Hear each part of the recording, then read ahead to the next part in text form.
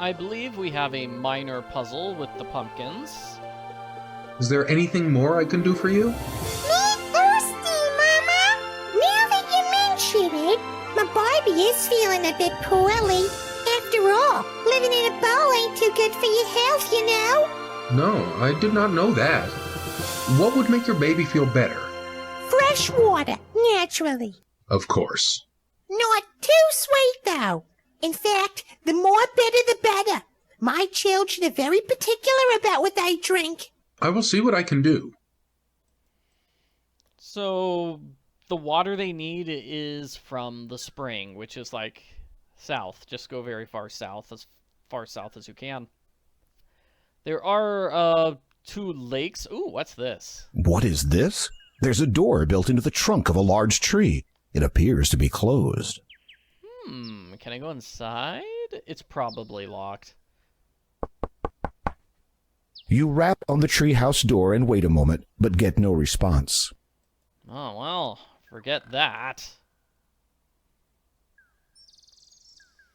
So we go south, and then east. It's nearby the magic talking stone that we met earlier. Here it is, the spring. So this is the water we want. If we get water from anywhere else, the pumpkins hate it. You fill the bowl with the fresh spring water. And they want bitter water, so use the lemon on the water. After using your sword to cut the lemon's surface, you squeeze some of its juice into the bowl. Then you discard the lemon. So that's an interface thing I don't quite understand. Like, I would have had used the sword on the lemon to cut it in half and then use it on the water. Speaking of which, this clam. This is just an ordinary clam shell.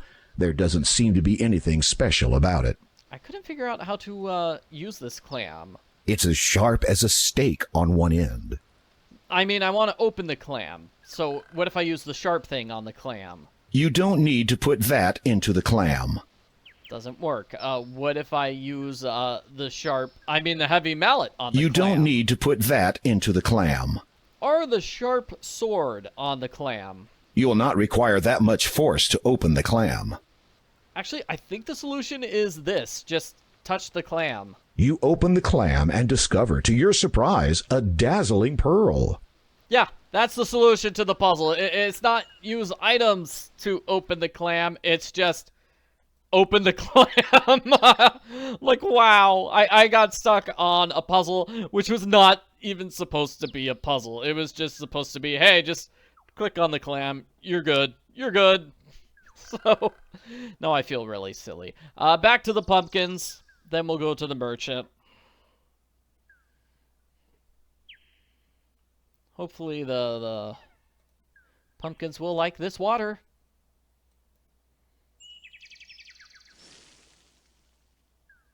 You pour the bitter water over the baby pumpkin. It seems to like that. Thank you again, Graham. Here, take this. The pumpkin reaches into her head and pulls out a candle, which she then hands to you. That thing has been jammed in my head for as long as I can remember. I know it ain't much, but maybe you'll find some use for it. Thank you. Don't mention it. Besides, it's really hard for me to sleep with that thing lit up inside my head all night. Poor pumpkin lady. Okay, let's go to the town now. Now I have a pearl, and I can solve the puzzle with the merchant, who likes pearls. This should be a very simple puzzle. Just give the pearl to the merchant. I think that's it. I think that's it. Please let that be the correct solution. Takes a while to walk to the town.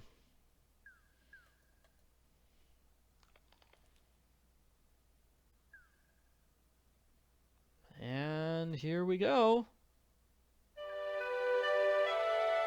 So let's see, do I just You do talk not to feel him? like doing business with the merchant at the moment, and you do not have anything else to say. yet.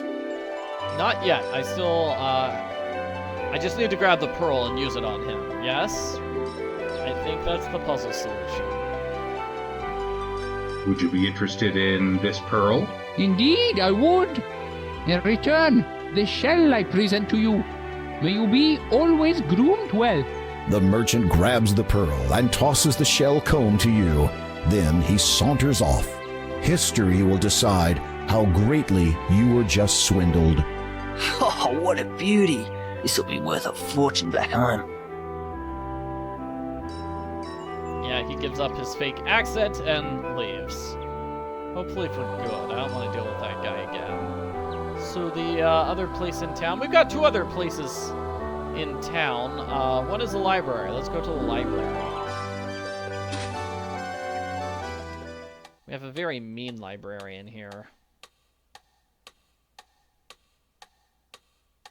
May I help you? Yes, I was hoping to enrich my knowledge of this fair land by way of perusing your historical texts. My, that was well put. No. Not terribly effective, though. So, why not? Pardon me, perhaps I was not clear? You were. Then may I? No. Yeah, very rude librarian. Why can't I? You are not a member. Well then, can I become a member? No. Why not? Why can I not become a member? We already have far too many members. It's difficult to keep track of everything. How many members are there? 2. That is not too many members to keep track of. If I may inquire, who are your 2 members? You may not. Neither the Count of Kalima nor the elderly gentleman who lives next door would approve of my divulging that information to you. Ah, thank you anyway. That's the puzzle. The elderly gentleman who lives next door, or the Count. We need to get a library card from one of the 2 of them. There appears to be a sign on the door, but you need to get closer to read it. So let's get closer. The door is plain and has a mail slot. It also has a sign posted on it. You read it. Family of the deceased wishes to thank all who have expressed their condolences over the passing of Frederick. Frederick just died recently. It's very sad. You also notice something sticking out from under the door. So we can grab the thing under the door. You are unable to retrieve anything from there. You can't quite get your fingers on whatever is visible under the door. So I think we need to use the sword. Use the sword. Yeah, use the sword on the door to cut it down. Making sure that no one is watching, you slide your thin blade under the door and draw out what appears to be a letter. Oh, I guess that works too. Let's check out the letter. You can't use... No. I just want to check out the letter. Let's look at it. It is a letter addressed to the resident of the town. Guess I have to touch it. Yeah, You use open the it. letter and read it. Dear applicant, please find enclosed the library membership card to which you are now entitled. The 5-year application process has concluded, and we are pleased to inform you that your status as a member of the town library is confirmed. Welcome to an exclusive group of patrons. Yours sincerely, Town Librarian. P.S. Please sign your name on the card to ensure validation. So 5 years. 5 years. Man, this library better be worth it. And this is also a puzzle. Part 2 of the puzzle. Will you accept this? No. Why not? It has not been signed. So we need to sign it by using this. What are you doing? I was just... Don't. No, he was going to use the quill, but it doesn't work. What we need to do is use the quill when the librarian's looking You the quickly other way. grab the quill while the librarian isn't looking and sign your name on the blank library card. You replace the quill before the librarian notices it missing. Good thinking, Graham. Will you accept this? Yes. You are younger than I expected. I eat well and get a lot of exercise. I see. So, what do I do now? Borrow. You mean I can take books from this library? No. Oh, Well, then what can I do with my library card? There's no reason to show the librarian your card again. You're already a member. Well, do I talk to her? Yes? could you recommend a good book?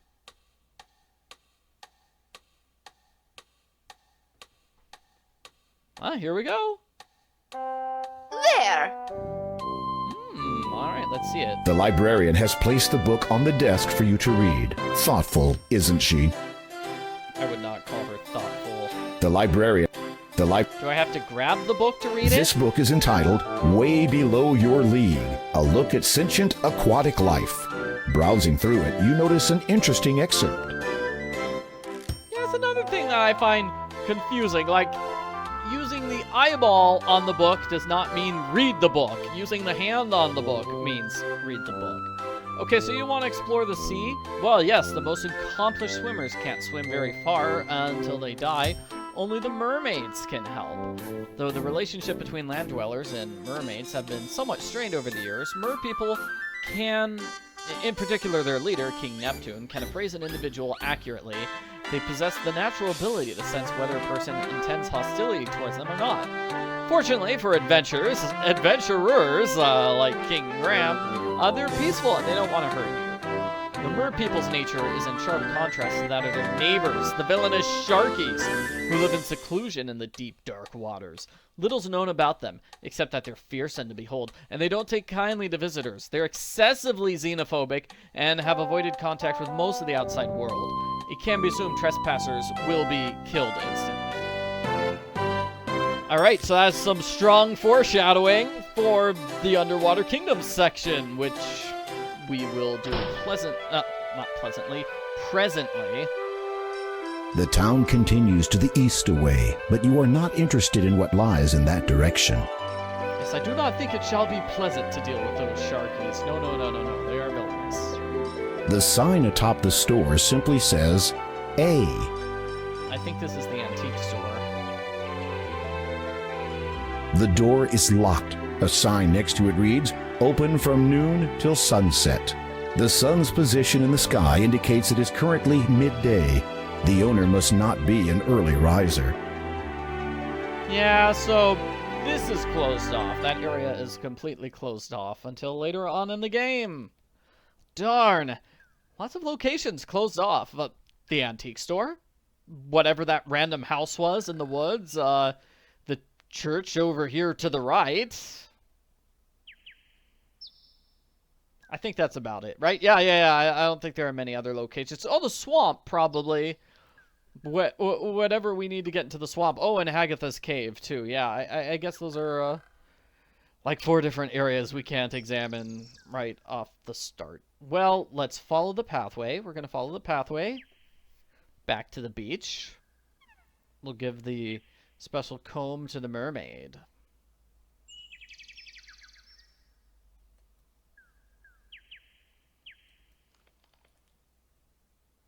And let's see. I might as well check out the fancy house. Fancy house. Go to the left. Left screen. There we go. There's the fancy house. I think this is where Possum lives, maybe. Or maybe it's Possum's grandmother. The windows are spotless. The curtains have been drawn across. You can't see inside. Oh. You attempt to open the door, but find it is locked. You think you can hear the sound of labored breathing inside, and decide against causing any further disturbance. Oh dear. So we can't go inside, and that's sad. I did want to go inside. Maybe that place will open up later. So here's the mermaid, and now we have this fancy comb. How ingenious! It's a shell which has been intricately fashioned into something resembling a comb. Ingenious indeed. So let's grab this item and give it to the mermaid. You hold out the shell comb in your hand. Clear recognition shines from the mermaid's delicate features. She hesitates a moment, then cautiously extends her arm, hands open expectantly. All right, let's get a little closer.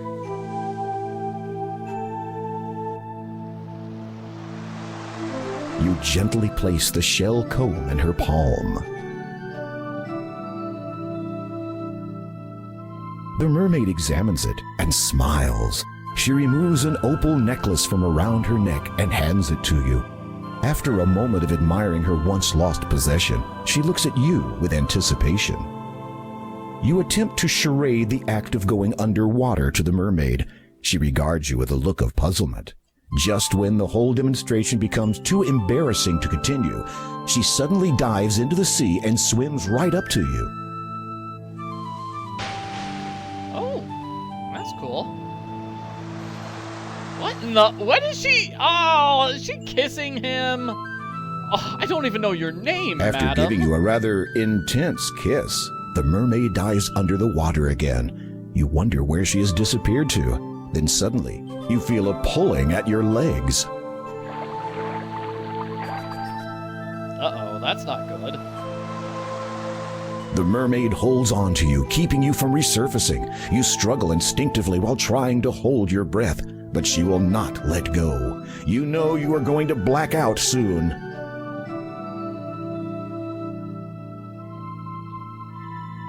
But hey, don't worry. Guess what happens? It's Wait safe. a minute. You're still breathing. How can this be? Could it have been the mermaid's kiss? Speaking of which, where has she gone to this time?